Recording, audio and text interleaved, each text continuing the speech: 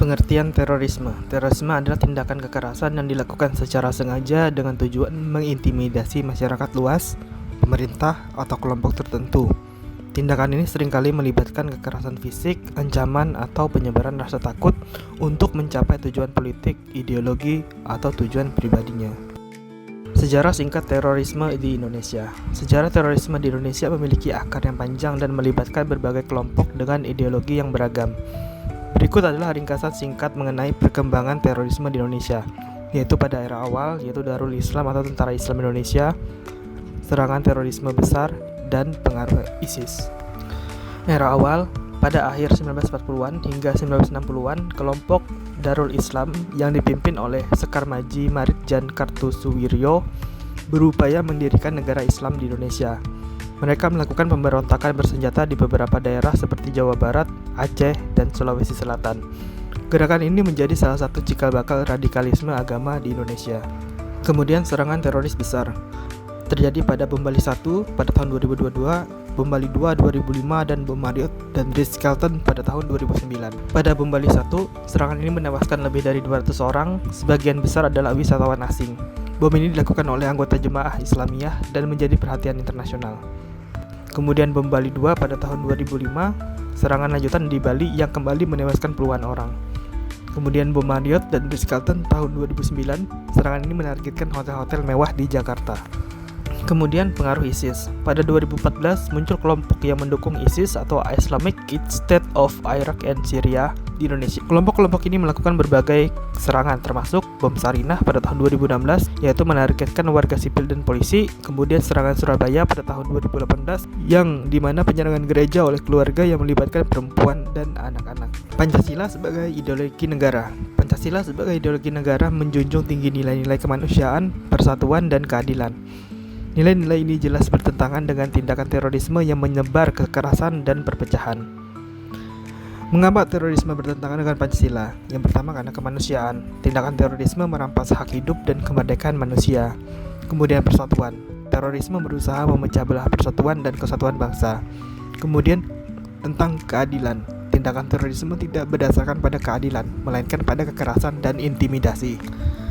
Dampak terhadap kehidupan berbangsa. Terorisme memberikan dampak yang sangat luas dan merusak terhadap kehidupan berbangsa. Beberapa dampak utama yang dapat kita lihat adalah dampak terhadap persatuan. Terorisme secara langsung mengancam persatuan dan kesatuan bangsa. Beberapa dampaknya antara lain perpecahan sosial, intoleransi, dan radikalisme. Mengapa dampak dari perpecahan sosial? Yaitu terorisme dapat memicu perpecahan antar kelompok masyarakat, terutama jika aksi terorisme dikaitkan dengan isu agama atau suku. Intoleransi, tindakan teroris yang seringkali menimbulkan sikap intoleransi dan kebencian antar kelompok. Kemudian radikalisme, aksi terorisme dapat menjadi pemicu munculnya kelompok-kelompok radikal yang mengancam stabilitas negara. Kemudian dampak ekonomi. Dampak terorisme terhadap ekonomi sangat signifikan, baik dalam jangka pendek maupun jangka panjang. Beberapa dampaknya antara lain penurunan investasi. Investor asing akan enggan menanamkan modal di negara yang dianggap tidak aman akibat ancaman terorisme. Kerugian sektor pariwisata, industri pariwisata sangat rentan terhadap serangan terorisme. Penurunan jumlah wisatawan akan berdampak pada pendapatan negara. Kemudian kenaikan biaya keamanan. Pemerintah harus mengalokasikan anggaran yang lebih besar untuk meningkatkan keamanan sehingga mengurangi anggaran untuk sektor pembangunan lainnya. Dampak terorisme terhadap sosial. Terorisme tidak hanya berdampak pada aspek ekonomi dan politik, tetapi juga memiliki dampak yang signifikan terhadap kehidupan sosial masyarakat. Beberapa dampaknya antara lain trauma psikologis, perubahan perilaku, dan diskriminasi. Dampak terhadap kehidupan bangsa yang berdampak langsung terhadap keamanan, yaitu dampak terhadap keamanan. Dampak paling langsung dari terorisme adalah terganggunya keamanan negara. Beberapa dampaknya antara lain kesadaran darurat. Pemerintah seringkali memberlakukan keadaan daruratnya untuk mengatasi ancaman terorisme yang dapat membatasi kebebasan sipil. Peningkatan kekuatan aparat keamanan. Untuk menghadapi ancaman terorisme, pemerintah cenderung memperkuat aparat keamanan yang dapat menimbulkan kekhawatiran akan pelanggaran HAM. Upaya penanggulangan. Pembentukan Densus 88. Densus 88 memiliki tugas khusus untuk melakukan tindakan-tindakan represif terhadap kelompok teroris, seperti menangkap, melumpuhkan, dan membongkar jaringan teroris. Kemudian program deradikalisasi BNPT. Program deradikalisasi bertujuan untuk mengubah pemikiran radikal seorang agar kembali ke jalan yang benar dan tidak lagi mengancam keamanan negara. Program ini melibatkan pendekatan psikologis, sosial, dan agama untuk membantu individu yang terpapar paham radikal. Peran masyarakat. Masyarakat diharapkan selalu waspada terhadap adanya indikasi radikalisme di lingkungan sekitar. Masyarakat perlu aktif melaporkan kepada pihak berwajib jika menemukan adanya aktivitas yang mencurigakan.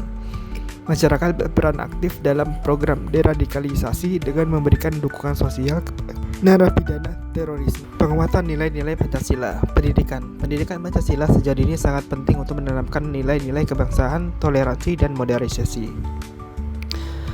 Sosialisasi. Melalui berbagai kegiatan, nilai-nilai Pancasila perlu terus disosialisasikan kepada masyarakat. Kemudian penerapan dalam kehidupan sehari-harinya. Nilai-nilai Pancasila harus diterapkan dalam kehidupan sehari-hari, baik di lingkungan keluarga, masyarakat, maupun negara. Kesimpulan, pentingnya kesadaran masyarakat.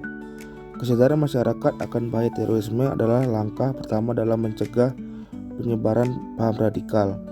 Masyarakat harus aktif melaporkan segala bentuk kegiatan yang mencurigakan kepada pihak berwajib. Membangun komunitas yang kuat dan inklusif akan membuat masyarakat lebih kebal terhadap pengaruh radikalisme. Peran pemuda mencegah terorisme dan Pancasila sebagai pemersatu. Sekian dari penjelasan kelompok kami tentang terorisme di Indonesia, ancaman terhadap Pancasila. Kami ucapkan terima kasih.